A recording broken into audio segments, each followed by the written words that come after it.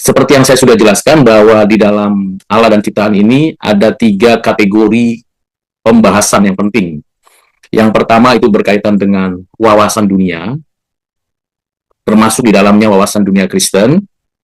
Yang kedua berkaitan dengan pengenalan akan Allah, dan yang ketiga berkaitan dengan pengenalan akan manusia.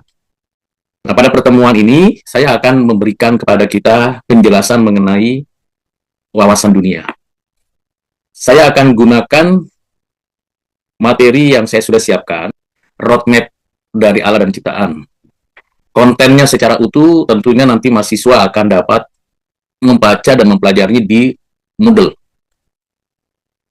Buku-buku yang perlu dijadikan dasar untuk materi ini adalah bukunya David Nogel, Wawasan Dunia. Ini buku utama. Kemudian buku berikutnya adalah Iman dan Akal Budi dari Ronald Nash, berkaitan pengenalan akan Allah dan keadaan manusia. Kemudian Transforming Vision, ini buku yang berkaitan dengan narasi besar Alkitab secara biblical maupun secara teologis. Sedangkan buku yang lain, Teologi Kristen Millard J. Erickson, Reform Dogmatics-nya Herman Bavinck, maupun bukunya Lois Berkhof, Sistematika Teologi, ini berbicara tentang keberadaan Allah dan manusia. Ini secara teologis. Dan Lectures on Calvinist, ini berkaitan dengan perspektif Kristen terhadap berbagai bidang. Saya lanjutkan mengenai wawasan dunia. Setiap orang memiliki wawasan dunia untuk berpikir dan bertindak dalam kehidupannya. Misalnya, mahasiswa memilih program studi manajemen, atau psikologi, atau akuntansi, atau keperawatan, atau teknik, atau yang lainnya. Tentu sebelum memilih sudah ada yang melatar belakangi. Apakah karena desakan dari tempat bekerja, atau ingin menambah wawasan, atau ingin mencari yang baru, menemukan yang baru, dan sebagainya. Sehingga ketika putusan itu diambil, itu berdasarkan wawasan dunianya, perspektifnya, cara pandangnya terhadap realitas adanya program studi yang ditawarkan. Jadi tidak ada seseorang yang serta-merta bertindak, berpikir, atau berkata mendadak. Memang bisa saja keputusan itu mendadak, bisa saja keputusan itu mendesak, atau keputusan itu sudah terencana.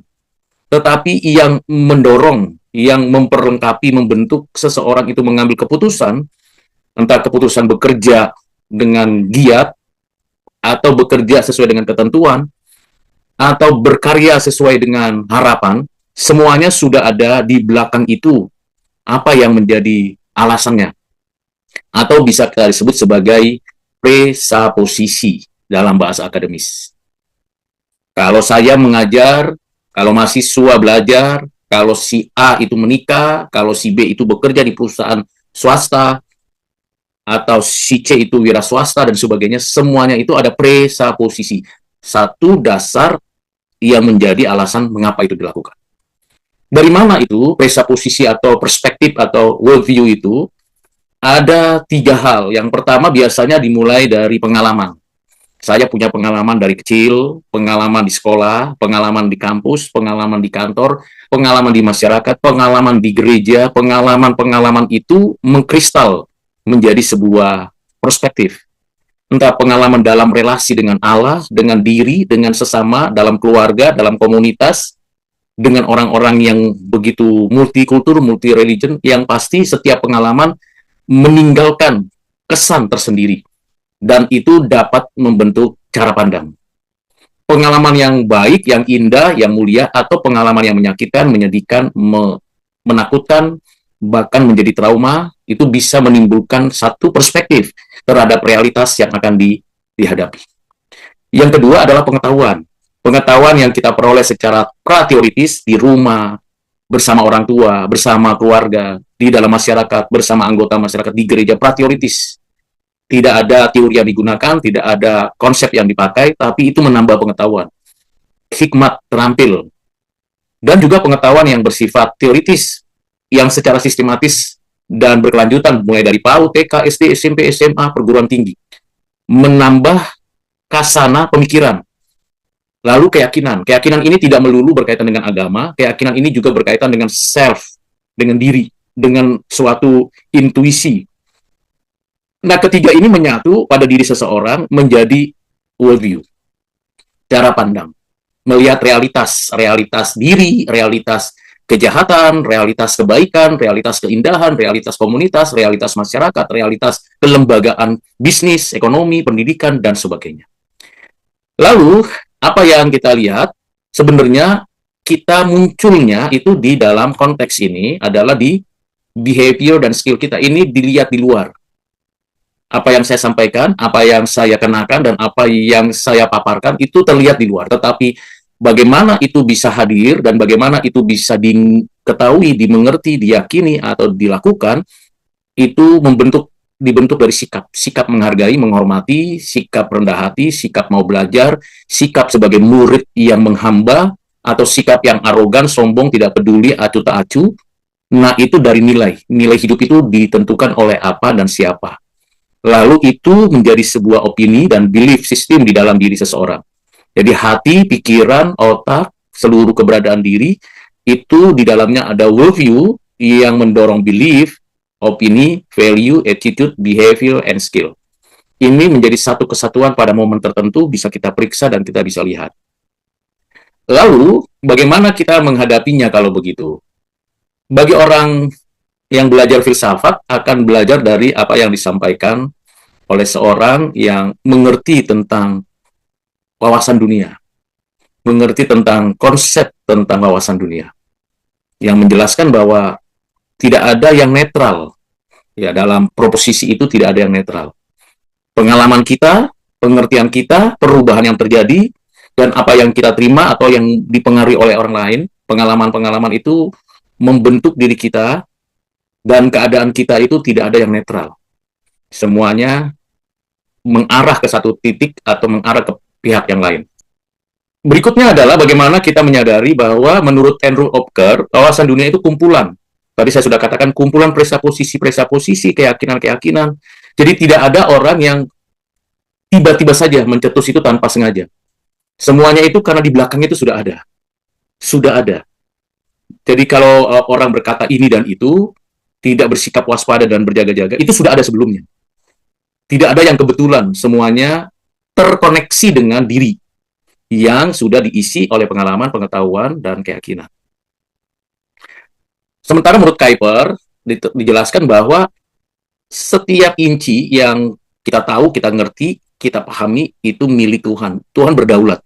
Termasuk di dalam konteks perkuliahan daring, termasuk di dalam konteks kita bekerja, berkeluarga, bermasyarakat, berinteraksi, berrelasi, baik secara langsung maupun tidak langsung, semua bagian tidak di bawah pengawasan kedaulatan Kristus. Semua milik Kristus. Itu sebabnya kita mesti hati-hati, berjaga-jaga, dan waspada, karena tidak ada yang tidak diperhatikan Tuhan. Semuanya ada.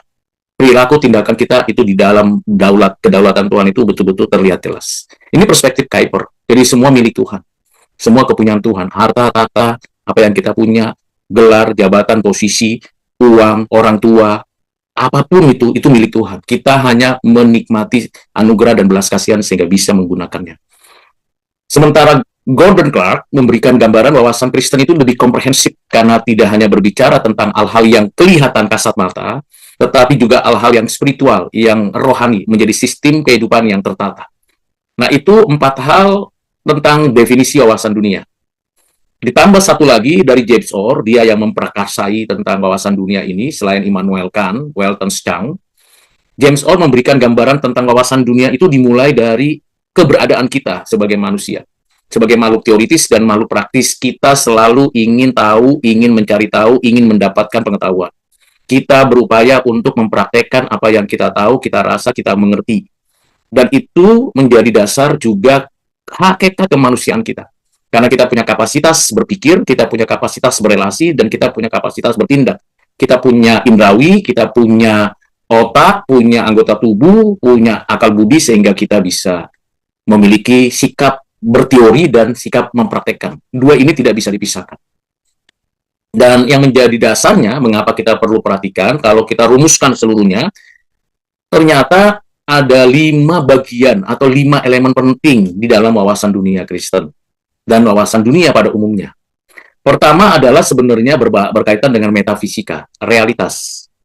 Yang kedua dari realitas ini dikelola oleh pikiran kita, diarahkan oleh sikap belajar kita, dikerjakan oleh cara kita menjalani hidup, maka kita mulai dengan epistemologi, yaitu mencari yang benar, menemukan yang benar, memanfaatkan yang benar. Ini epistemologis, dari realitas. Lalu bagaimana sikap hati, nilai hidup, cara hidup di dalam mencari kebenaran, menemukan kebenaran, merumuskan kebenaran dari realitas. Maka ada etika, baik atau jahat.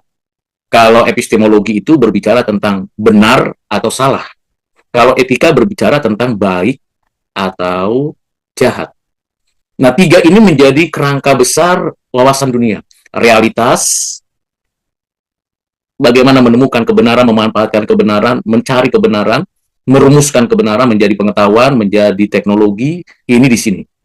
Sementara etika, apakah yang saya kerjakan itu benar, baik, apakah yang saya kerjakan itu buruk atau jahat, ini menjadi ujian dalam kehidupan, sedangkan epistemologi itu ujian di dalam berpikir, dan metafisika merupakan realitas yang tidak bisa dipungkiri. Nah, dari ketiga ini ternyata ada yang memberikan pendekatan lebih mendalam lagi. Metafisika yang paling mudah untuk berkaitan dengan ketiga ini adalah manusia. Bagaimana manusia? Siapa manusia? Manusia punya kemampuan untuk melihat realita, manusia punya kapasitas berpikir untuk menemukan kebenaran, memanfaatkan kebenaran, menggunakan kebenaran, dan manusia diberikan kapasitas juga untuk memilih yang baik atau yang jahat. Belajar tentang manusia ini penting. Jadi wawasan dunia yang sekarang ini lebih banyak memahami tentang kemanusiaan. Berbagai sumber pengetahuan, psikologi, teologi, konstruksi berpikir, neuroscience, bisnis, ataupun yang lainnya selalu melihat dari manusianya. Siapa manusia?